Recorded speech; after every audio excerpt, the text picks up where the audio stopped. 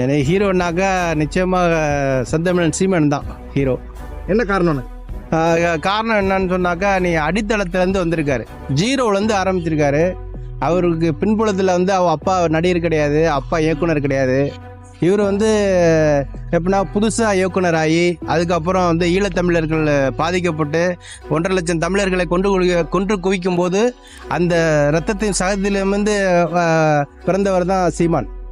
அதை ஜீரோலேருந்து ஆரம்பித்தவர் இன்றைக்கி வந்து படிப்படியாக முன்னேறி மிகப்பெரிய உச்சத்தில் இருக்கிறாரு. உண்மையாக இருக்கிறாரு, நேர்மையாக இருக்கார். தமிழ் மக்களுக்காக உண்மையாக பாடுபடுறாரு.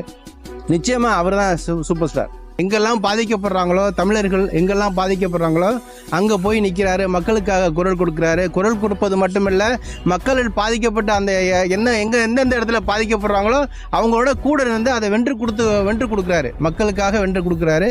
நிச்சயமாக அவர் தான் சூப்பர் ஸ்டார்.